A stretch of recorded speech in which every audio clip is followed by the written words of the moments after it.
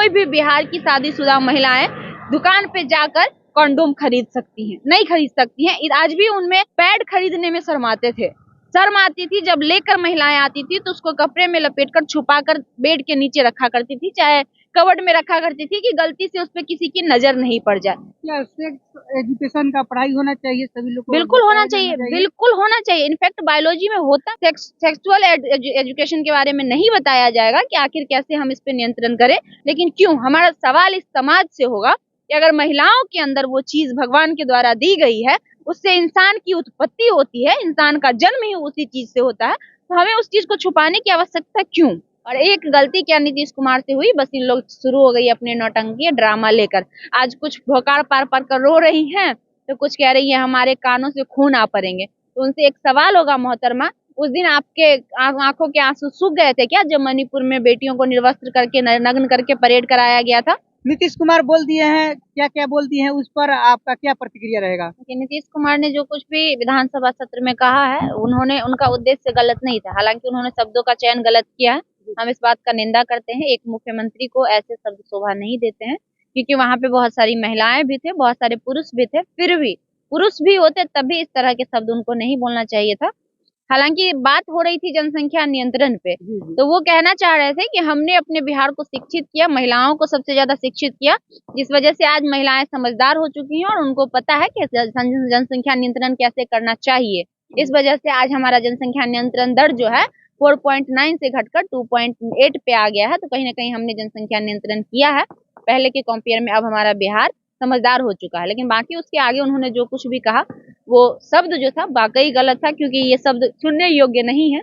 हम भरी सभा में जहाँ पे 10 लोग बैठे हो, वहाँ पे इस तरह के शब्द इस्तेमाल नहीं करते। बहुत से महिलाएं हैं, उनका विरोध भी कर रहे हैं, क्या कहेंगे? आपका क्या विरोध वो महिलाएं कर रही है जो खासकर विपक्षी पार्टी की। विपक्षी को हमेशा देखा जाता है कि एक मौका चाहिए, उनको वो मौका बहुत दिनों बाद मिला है। सिंपल सी बात, इससे पहले आज तक उनको मौका मिल नहीं रहा था, जिससे वो कभी इंडिया महागठबंधन को कोसे। खासकर बिहार की राजनीति में तेजस्वी यादव और नीतीश कुमार लगातार जो काम कर रहे हैं मुखरता से, देख रहे हैं शिक्षकों की नियुक्ति बहाली निकल रही है, स्वास्थ्य विभाग में इतना सारा बहाली निकल रहा है, तो लगातार ये लोग अच्छे काम कर रहे थे। तो अच्छे कामों में इनकी बुराई ढूंढने का मौका उन लोगों को मिल नहीं रहा था। और एक गलती क्या नीतीश कुमार से हुई, बस इन लोग शुरू हो गई अपने नौटंकी ड्रामा लेकर। आज कुछ भोकाड़ पार पार कर रो रही हैं, तो कुछ कह रही है हमारे कानों से खून आ पड़ेंगे। तो उनसे एक सवाल होगा मोहतरमा, उस दिन आपके आंखों के आंसू सूख गए थे क्या जब मणिपुर में बेटियों को निर्वस्त्र करके नग्न करके परेड कराया गया था? उस दिन आपके कानों में ठेपे पड़े हुए थे क्या, ढेले पड़े हुए थे क्या? जो आपको सुनाई, उनकी चीख आपको सुनाई नहीं दे रही थी जब हमारी पहलवान बेटियों के साथ यौन शोषण किया गया, जिसका आरोप उन्होंने खुलेआम लगाया और बृजभूषण शरण सिंह जैसा इंसान बड़ी हो गया, तो उस समय आपके कान में खून नहीं बरस रहा था? और आज नीतीश कुमार ने किसी व्यक्ति विशेष पर टिप्पणी नहीं किया है, नहीं कहा कि फलना महिला है चाहे किसी भी, उन्होंने लॉजिकली बताया कि हमारे समाज में जो पुरुष और महिलाएं होते हैं वो आपस में क्या करते हैं, नहीं करते हैं। और ये कहीं ना कहीं आज हमारा भारत जो है जनसंख्या में नंबर 1 पे वर्ल्ड में आ गया है, ये आप भी जानते हैं।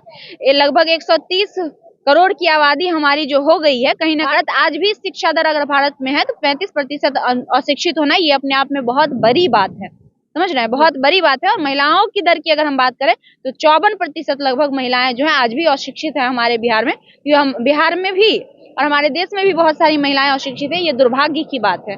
अगर महिलाएं शिक्षित होती तो उनको पता होता सही गलत क्या है और कैसे जनसंख्या नियंत्रण कर सकते हैं। सिर्फ नियम ला देने से कि हम दो हमारे दो हो नहीं जाता है, होना रहता तो हो गया होता, क्यों नहीं हो रहा है? सिंपल सी बात है कि जब तक लोगों को सेक्सुअल एजुकेशन के बारे में नहीं बताया जाएगा कि आखिर कैसे हम इस पे नियंत्रण करें, लोग नहीं कर पाएंगे। आज भी हमारा समाज इतना आगे बढ़ चुका है, लेकिन हमें नहीं लगता है कि कोई भी बिहार की शादीशुदा महिलाएं दुकान पे जाकर कंडोम खरीद सकती हैं, नहीं खरीद सकती हैं। आज भी उनमें, अब उसको लज्जा हया शर्म का नाम दीजिए तो भी ठीक है, या फिर अशिक्षित होने का भी नाम आप दे सकते हैं। इसलिए हम कह रहे हैं कि एक सब याद करिए कि आज हम भी एक महिला है, आज बोल रहे हैं तो बहुत लोगों को लगेगा कि हम ऐसा कैसे बोल सकते हैं। तो एक समय था कि हम महिलाएं, हम बेटियां, हम बहनें पैड खरीदने में शर्माते थे, शर्म आती थी। जब लेकर महिलाएं आती थी तो उसको कपड़े में लपेटकर छुपाकर बेड के नीचे रखा करती थी, चाहे कबर्ड में रखा करती थी कि गलती से उस पर किसी की नजर नहीं पड़ जाए।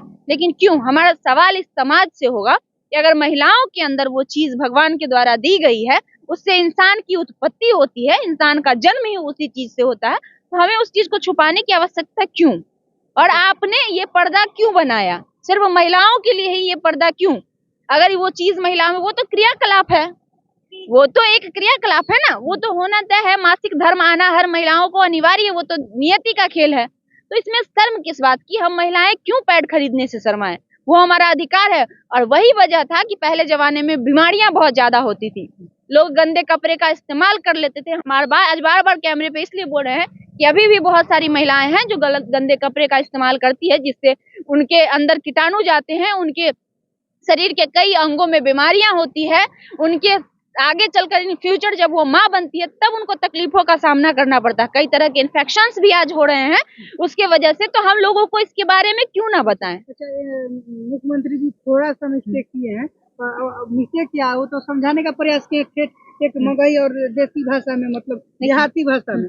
और आखिर इतने लोग एक्शन इस पर क्यों ले रहे हैं? बस यही, वही नरेंद्र मोदी जी और जो भी बड़े बड़े नेता लोग हैं कुछ बोल लेते हैं, उस पर एक्शन नहीं लिया जाता है, लेकिन मुख्यमंत्री के बात पर इतना एक्शन क्यों लिया जा रहा है? वो इसीलिए कि नरेंद्र मोदी जो है उनको डर है नीतीश कुमार से। खासकर सबसे ज्यादा अगर किसी से डर है बीजेपी को महागठबंधन में तो वो नीतीश कुमार है, क्योंकि नीतीश कुमार कहा जा रहा है कि इस बार प्रधानमंत्री के दावेदार होंगे। और बिहार की कई ऐसी जनता है जो कह रही है कि नीतीश कुमार भी प्रधानमंत्री बनना चाहिए। जब हम लोग बात करते हैं किसी भी चीज के, तो खिलाड़ी जब की बात होती है तो हम बोलते हैं टॉप बिहार का, पढ़ाई की बात होती है हम बोलते हैं बिहार का, तो प्रधानमंत्री की जब बात आएगी तो हम क्यों नहीं कहेंगे बिहार का? भाई क्यों नहीं कहेंगे बताइए?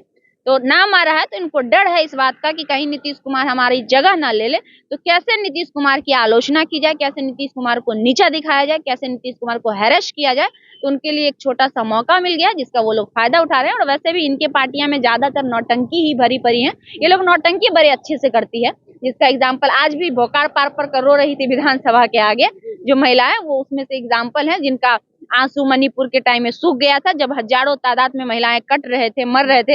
हाल ही में एगो जीवित जिंदा आदमी का जलते हुए, दैनिक जागरण पे जाके देखिएगा, आज से 10-15 दिन पहले की घटना है, एक जीवित आदमी को जलते हुए का वीडियो आया है, जिंदा लाश को, जिंदा आदमी को जलाया जा रहा था मणिपुर में, तब इनकी आंखों का आंसू सूख गया था।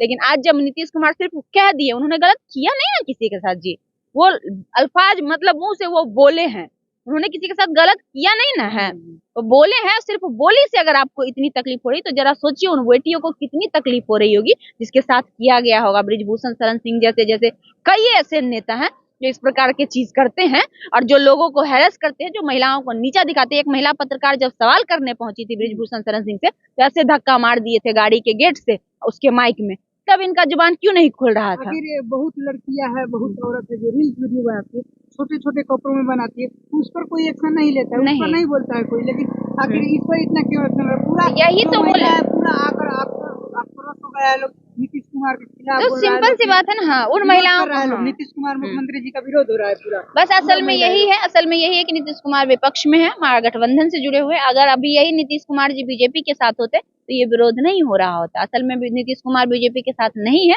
बीजेपी से हटे हुए हैं, यानी कि इंडिया महागठबंधन के साथ हैं, जिस वजह से उनको विरोध किया जा रहा है। और पहली बार बहुत दिनों बाद एक छोटा सा मौका इन लोगों को मिला, इससे पहले मौका मिल नहीं रहा था।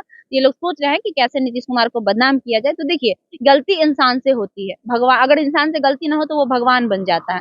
नीतीश कुमार भी पहले एक इंसान है, चाहे वो मुख्यमंत्री हो, चाहे वो प्रधानमंत्री हो, चाहे वो कुछ भी हो, डजंट मैटर, पहले वो एक इंसान है और इंसान से ही गलती होती है। और सबसे बड़ी और खास अहम बात ये है कि गलती होने के अगले ही दिन उन्होंने सरेआम मीडिया में आके माफी मांगा, अपने शब्दों को वापस लिया और उन्होंने कहा कि हमने जो कुछ भी बोला है हम उस चीज को वापस लेते हैं। अगर हमारी बातों से किसी भी व्यक्ति को ठेस पहुंचा हो तो हम क्षमा प्रार्थी हैं। क्या सेक्स एजुकेशन का पढ़ाई होना चाहिए सभी लोग को? बिल्कुल होना चाहिए, बिल्कुल होना चाहिए। इनफैक्ट बायोलॉजी में होता भी है। अगर आप इंटर के बाद, इंटर में बायोलॉजी लीजिएगा, बायोलॉजी के अगर आप स्टूडेंट होंगे तो आपको पता होगा, नहीं होंगे तो शायद नहीं पता होगा, क्योंकि 10th तक जो बायोलॉजी होता है वो बहुत, उसमें बहुत ब्रीफ दिया होता है, मतलब बहुत कम चीजें दी होती है जिसमें हमें नहीं लगता है, हाँ, हमें नहीं लगता है कि वो सफिशिएंट ज्ञान है उतना। लेकिन इंटर में जो स्पेशली जो स्टूडेंट बायोलॉजी लेके पढ़ते हैं उनको जानकारी होती है, जो मेडिकल क्षेत्र में जाना चाहते हैं। लेकिन अगर हम बात कर ले आर्ट्स की तो उसमें तो बायोलॉजी होता ही नहीं है। अगर हम बात कर ले इंजीनियरिंग सेक्टर में जाने के लिए जो पढ़ते हैं साइंस फिजिक्स, उसमें बायोलॉजी होता ही नहीं है। अगर हम बात कर ले बैंकिंग की, उसमें बायोलॉजी होता ही नहीं। तो बहुत सारे ऐसे सेक्टर है जिसमें तो बायोलॉजी होता ही नहीं, तो लोगों को पता कहाँ से रहेगा सारी चीज। पढ़ाई में उसको एक हिस्सा देना चाहिए, हाँ, उसका हिस्सा होना चाहिए। सामाजिक तौर पे स्कूलों में बच्चों को बताया जाना चाहिए कि हम कैसे आगे बढ़े और आगे हमारे जीवन में जब लोगों का शादी होता है, जब सामाजिक किताब हम लोग पढ़ते हैं ना, सामाजिक विज्ञान, उसमें हमको क्या सिखाया जाता है कि समाज में कैसे रहा जाता है, समाज में कैसे चला जाता है, एक मुखिया का क्या दायित्व होता है, हम बड़ों का आदर कैसे करेंगे।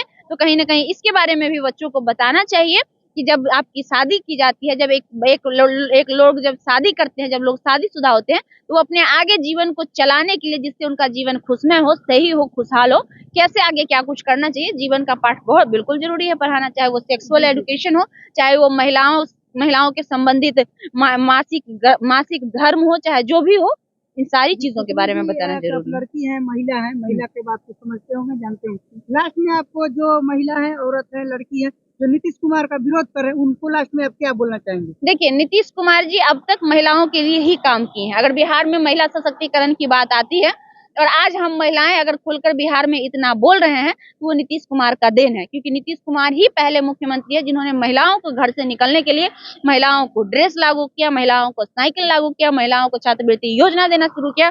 10th अगर बच्चियां पास करती है तो उसको 10,000 का छात्रवृत्ति दिया जाता है, अगर 12th पास करती है तो उसको 25,000 दिया जाता है। ये सारी चीजें नीतीश कुमार का देन है, जिस वजह से आज बेटियां निकल रही हैं घर से, आगे बढ़ चढ़ कर हिस्सा ले रही है, पढ़ रही हैं और हर फील्ड में बिहार का नाम ऊंचा कर रही है। तो ये नीतीश कुमार की देन है।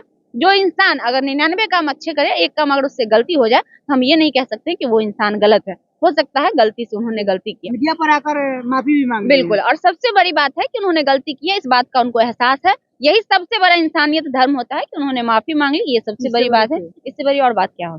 चलिए, बहुत बहुत धन्यवाद, आपसे आपका मिलकर और बातचीत कर बहुत अच्छा लगा। बिल्कुल। चलिए, खुशबू जी रहे, आप लोगों को क्या समझ में आया, नीतीश कुमार जी क्या सही बोले या गलत बोले? खुशबू जी का राय आप लोगों को कैसा लगा, इस पर आप लोगों का क्या प्रतिक्रिया रहेगा? अपना प्रतिक्रिया कमेंट बॉक्स में कमेंट कीजिएगा। मेरा नाम धनोहर लाल है, आप लोग ओपन न्यूज भारत और ओपन न्यूज बिहार देख रहे थे। अभी के लिए बहुत बहुत धन्यवाद। जय हिंद, जय भारत।